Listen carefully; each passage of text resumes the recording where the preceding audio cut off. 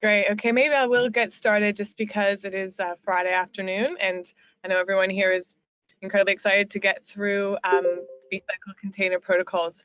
So thank you everyone for joining. A reminder, we will be recording this meeting for the purposes of note-taking and also to share it with those who couldn't attend today.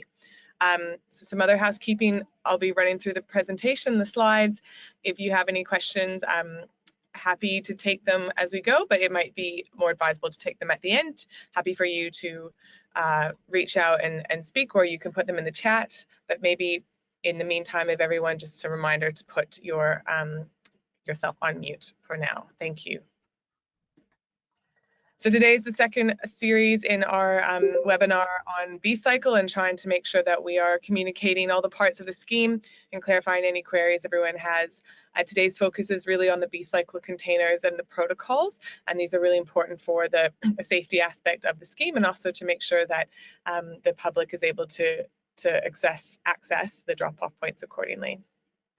So today, what we're going to go through is why do we need container protocols, how they are to be used and implemented, like the ongoing review and improvement of these protocols, and actually do a deep dive into what the protocols are specifically. So firstly, why do we need B-cycle container protocols? I'm sure all you on this webinar are aware that there are a number of risks that come with collecting used batteries, as much as we love and rely on batteries every day. And so really safety is the core principle of the scheme, and we want to avoid incidents that could occur and negatively impact people in the environment. So really safety is the number one concern, and we want to make sure that the using the scheme as well as the staff that are servicing the drop-off points are kept as safe as possible, and we can operate all in a safe environment. The section, we know that it's very important to maintain the integrity of the scheme, both to the industry and have that social license to operate. We need to make sure that we're compliant with all legal requirements.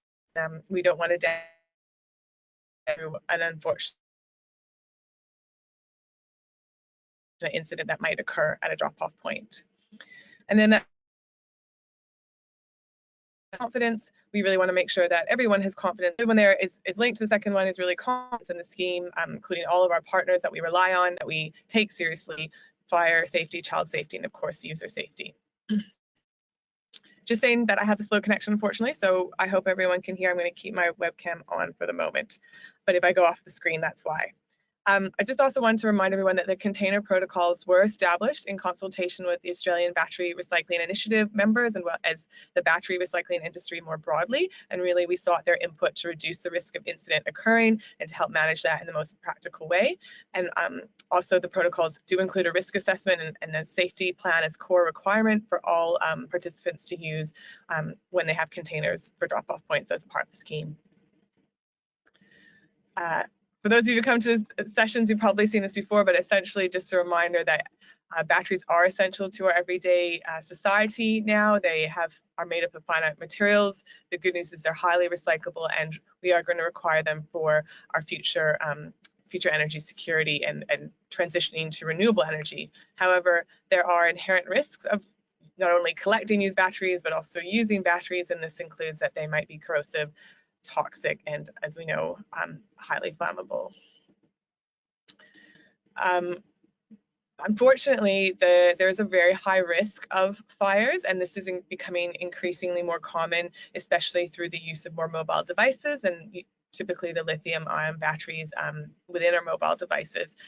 So when we inappropriately dispose of these materials, especially into the waste and recycling systems, unfortunately get compacted and the risk of fire is more frequent. So we've done some anecdotal surveying and information collecting. We do know in July last year, just one collection and waste collection business reported over 15 battery-related fires in 1 month.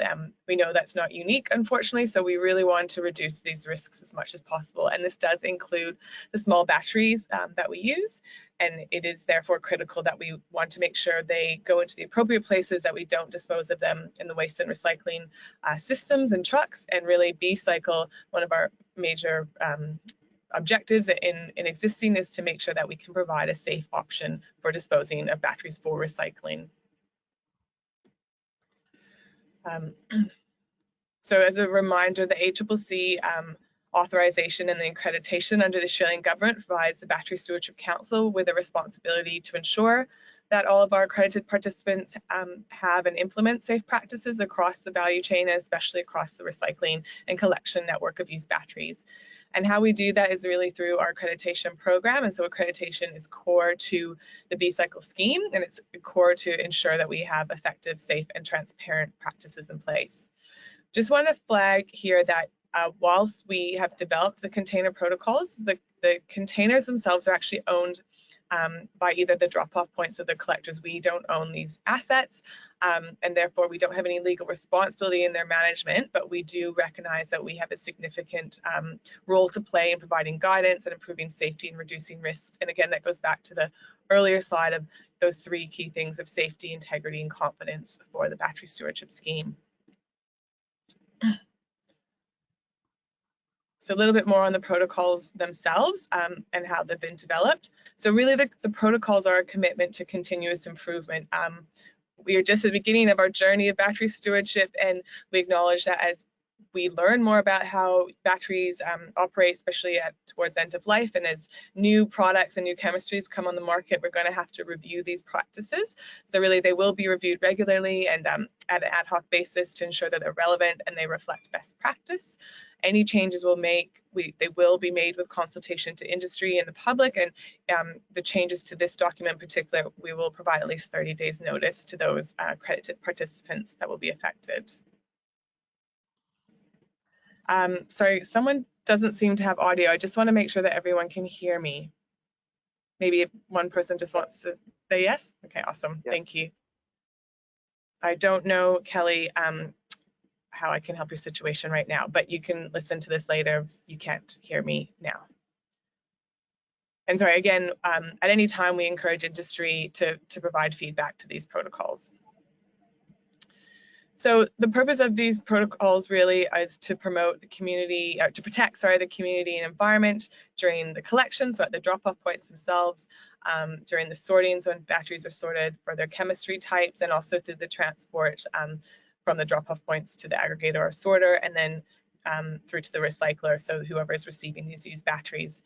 And then the other one there is that we also want to make sure, obviously, that we're providing the highest safety levels to minimize risks and to reduce incidents such as theft, children inappropriately accessing batteries and putting themselves at risk, the buildup of pressure, fire, burns, poisoning, and any other emergency situations. So also another note is the scheme has been an incredible experience, and I'm sure all of you here who've been involved have recognized the amount of work and I suppose learning on the fly that we've had to do through this process. So when we launched the scheme, we'd made a commitment to launch earlier this year, and we actually developed the container protocols in tandem while we launched the scheme. So we acknowledge that we did launch the scheme and then the container protocols while existing business models were in place and sort of just after the scheme launch. So we have extended the due date for those affected participants who need to conform to these protocols, and this has been already communicated to those who are impacted, and that due date there is the 15th of February. If this isn't possible for whatever reason, please get in contact and we will have a conversation about how we can support to meet this deadline.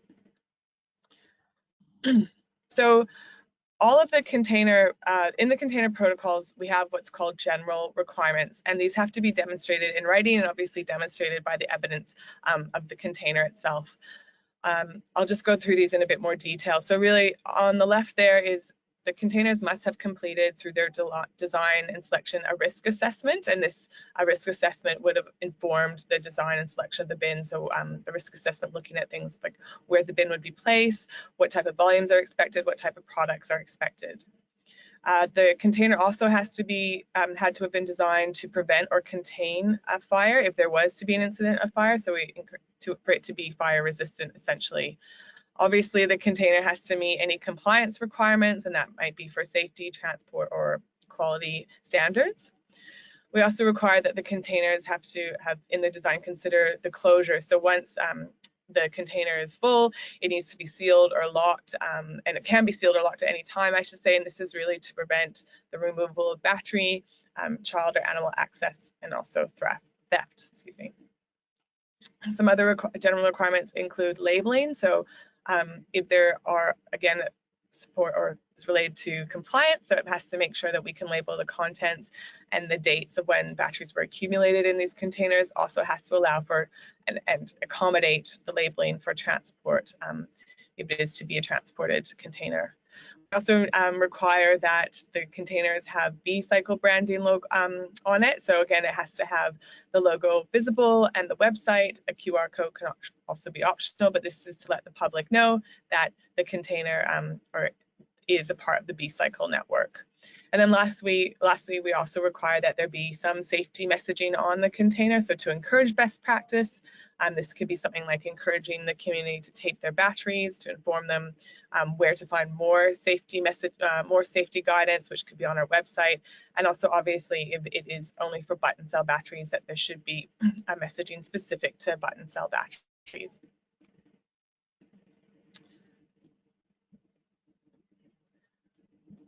Great. So in the previous slide, we said how this might be demonstrated, and really it's proof is in the pudding, so it would obviously have to be demonstrated on the container itself.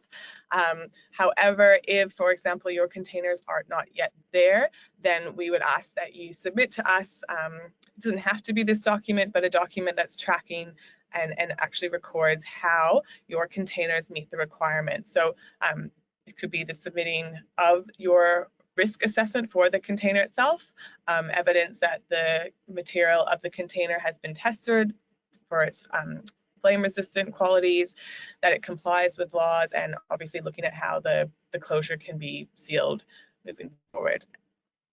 And then things like labeling and the branding. So if your containers, well, it's both good to have this up front, so yes, tick these all off, but if some of them aren't met today, then we'd ask that you submit this outlining when the next steps and actions will be taken to ensure that it's fully compliant with our container protocols. So I just thought I would go into the specific container requirements. So we just went through the general container requirements, and really that's a framework for all of the containers within the B-Cycle network. We've split this up into about 4 different types of B-Cycle containers. The first one, starting from a size or a volume capacity, is really those small containers for private collection or post-back.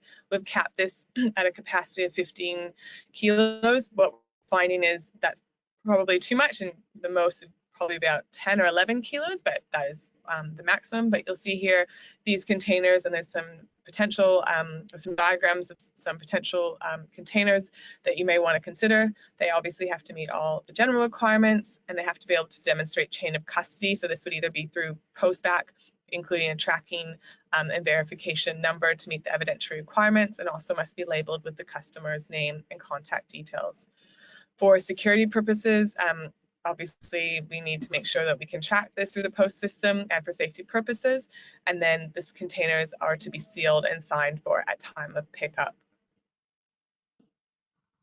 Moving on to slightly larger containers that are in public environment, and this is really for the capacity of 15 to 30 kilos. Again, they need to meet all the general requirements. They need to prevent access to the collected batteries using a one-way valve or a tamper-proof closure. You'll see there some examples of a tamper-proof closure, a one-way valve.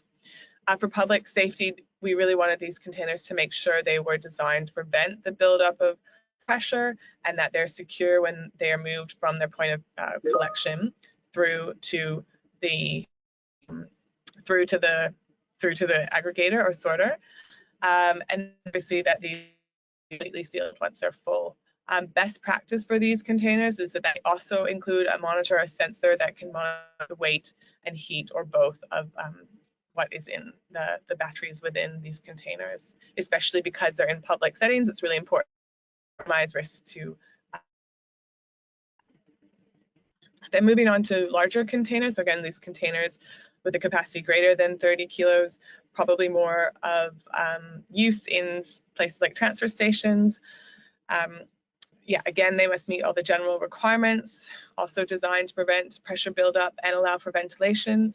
We want to make sure that the materials do not contain or contribute to feedstock, and that when they are moved, it's done in a secure manner and reduces the risk of spill. Best practice is that these containers are placed on a pallet for maneuverability, that they're not stored next to hazardous or flammable materials. And obviously this is really important if it is at a transfer station or any other industrial site, and that the container has double wall construction or insulated panels to reduce the spread if there is some sort of fire incident. And then the final container that we have is probably for those larger, more aggregation points or a transportation point, when people, the aggregators or transporters are taking it back to be sorted and or aggregated with other batteries and transported to the recycler. Again, they must meet all the general requirements, and also for safety and risk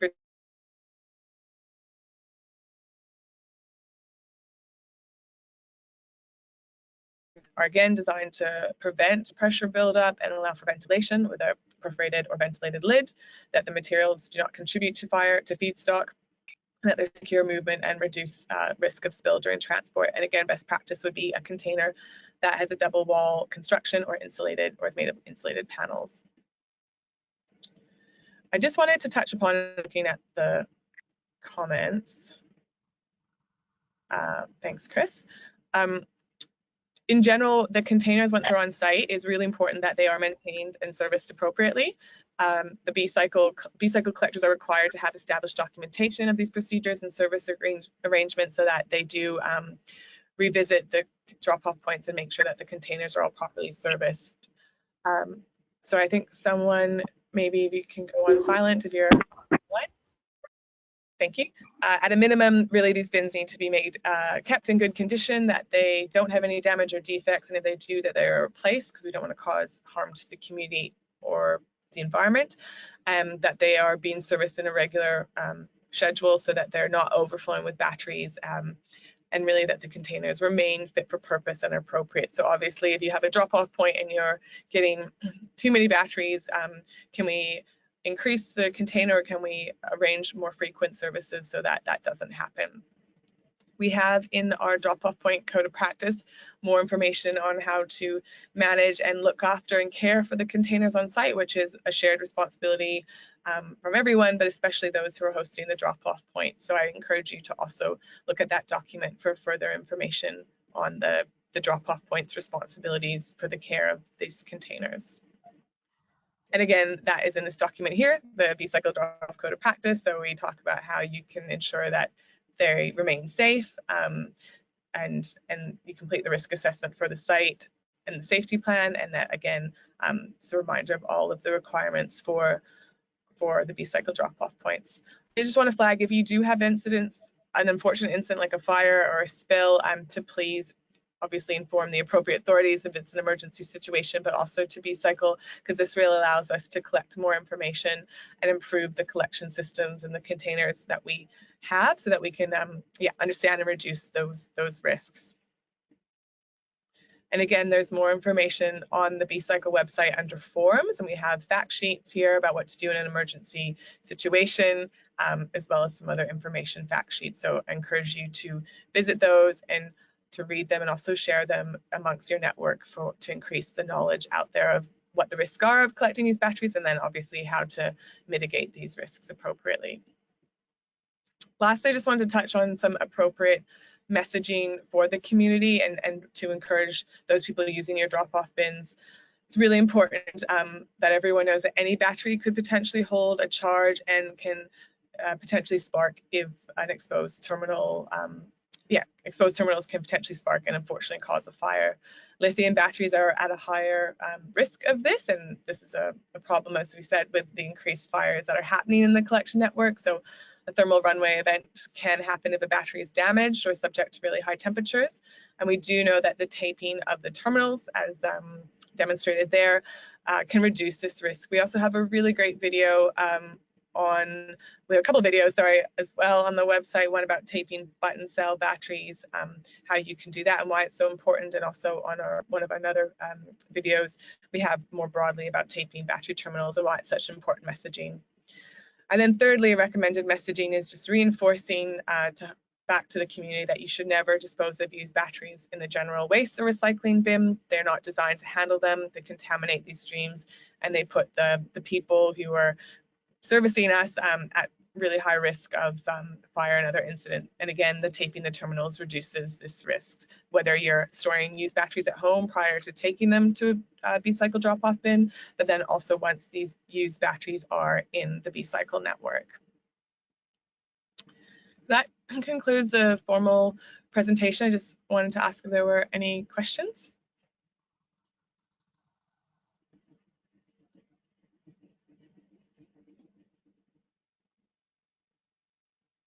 Hi, Jade. It's Chris here. Oh, can you hear me? Yeah. Hi. Just with one of the points Chris. that was part of the requirements to have it temperature monitored, and there was something else. Does that information get transmitted like off-site somewhere, or that's more of a local kind of notification?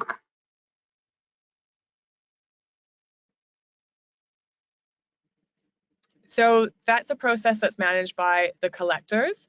So obviously, if you're collecting from a drop-off point and essentially you have a commercial arrangement with them, you want to make sure it's as safe as possible.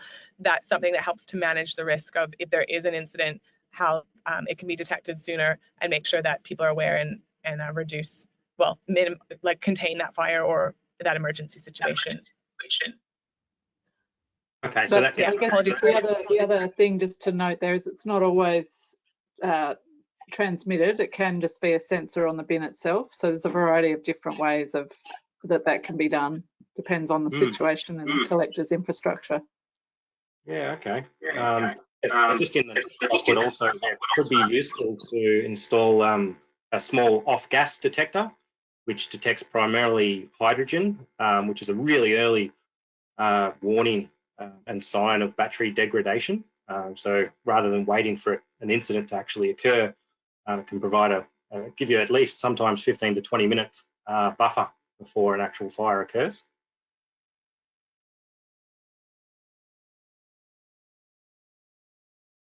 Good information, Chris. Thanks. Jade, I've just got a question also. Yeah. All right, so Ron here from JB Hi-Fi. Thanks for returning my call yesterday. I was going to call you today, but now that I've got you, I might as well ask you the question I had. Can you hear me? Yes. So I was just going to say, could everyone put their on mute? Maybe Dominique, can you put yourself? Thank you. There's an echo. Thanks, Ron. I can hear you. Great. Is there a preferred kind of material to use for the bin construction? We've seen some suppliers use steel versus, heavy-duty plastic. I know you've got, noticed the requirements around ventilation, but is there any best practice around materials for the construction of the bin?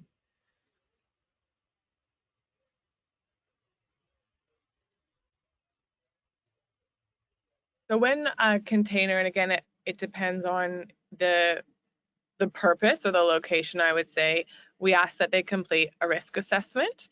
And through that, it will help to determine what's the most appropriate material. There has been debates about this. So we did a lot of discussions with the EU, for example, their battery directive, and actually it has changed. So it's an area that we're closely watching and trying to understand as the information comes back, how we can advise on that. I really think the best situation now is to complete that risk assessment, stay on top of it as much as possible, and make sure the containers are fit for purpose for the location and types of products you anticipate collecting. Libby, did you have anything else to add on that further? Yeah, I think the other things are that, I mean, it depends on the situation. In general, metal bins are not really desirable for a collection unless they're designed fit for purpose, because you obviously want to make sure you're not getting increased potential for short circuit. I think Jade mentioning the risk assessment's absolutely crucial. That really does have to be done, and it also just needs to look at the requirements in the Australian Dangerous Goods Code. The Australian Battery Recycling Initiative's done some good guidance around that, so that's a good place to go for that. But obviously, if the bins are actually being transported, then being compliant with the ADG is a key piece. And in that case, if metal bins were being used, for example, then they need to have a liner and a vent, and there's requirements that are stipulated there. Right. But those requirements are changing all the time, so it really is recommended that you work with your collector and do that risk assessment, and that includes a compliance check. Right. Libby, so if we use kind of like an accredited collector, sorry, there's a bit of echo on the call, but if we use an accredited collector, they should be responsible, as well as us, for using a bin construction that is compliant with, as you said, the dangerous goods requirement. Yeah. So I think, as a point,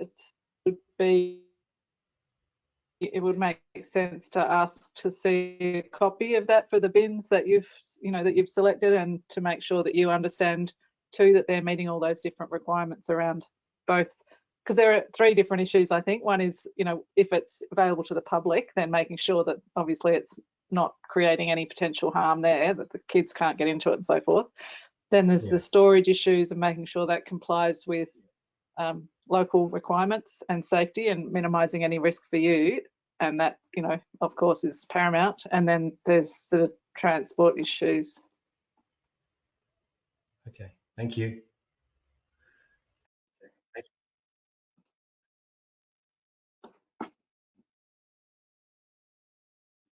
Any other questions?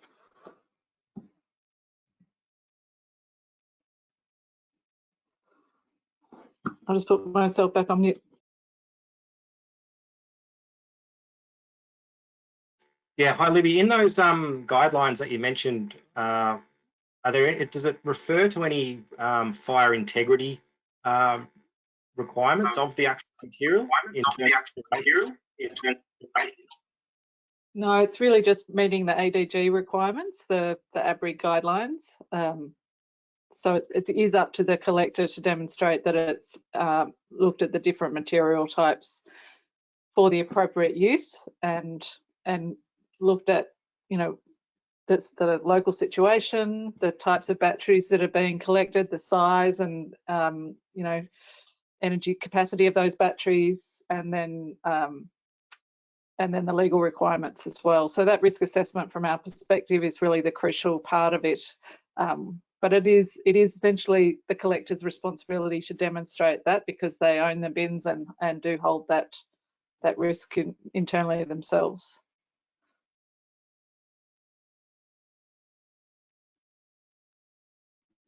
And I guess another reason why we went down that pathway is that there's no one, what we've definitely over the last 9 months, we've realised there's no one size fits all here. So it's really important that collectors, who really it's their core business to do this work, have the ability to, stay at the forefront of best practice, and to really make sure that they are doing the work necessary to ensure that the bins are safe.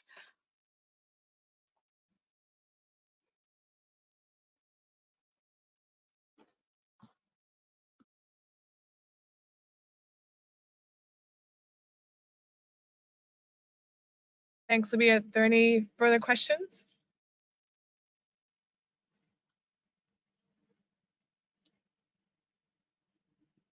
If there aren't, I would strongly encourage you, these container protocols are available on the website. Please have a look at your leisure. Make sure that you're familiar with them and comfortable with them. And as we mentioned, we are learning more and more about this space. And if you have articles or contacts, please let us know so that we can incorporate them and make sure moving forward we continue to improve these documents and keep everyone involved in the scheme as safe as possible. Yeah, just a reminder, we have our next webinar, I believe, on the 14th of December.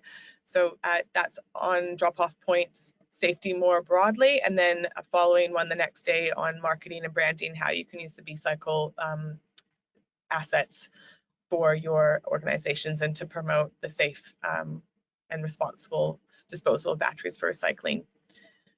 So thank you everyone for coming on a Friday afternoon. Libby, was there anything else you wanted to say to close out?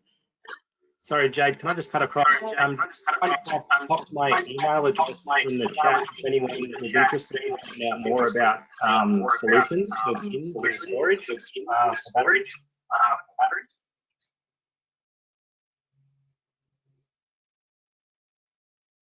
I think you were breaking up a bit there, Chris. Just asking if it was okay to pop an email in the chat for anyone who wanted to find out more information about certain solutions for bins and storage. Unmuted. Yeah, I'm sure that's fine, Chris. Thanks for asking. No, I think just in conclusion, thanks for running through that, Jade. Obviously, as we've transitioned from launch to now, the container protocols have rolled out. So, you know, we're being a little bit flexible about getting the branding and so forth on the bins. As Jade mentioned, that's really due to be completed by the 14th or 15th of February. But do stay in touch with us. I think the key to this program is really ensuring that we understand what your pressures are and vice versa.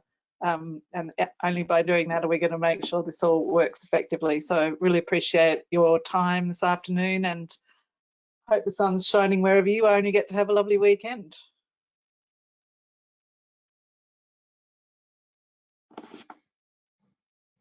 Thanks everyone. Catch you next time. Bye.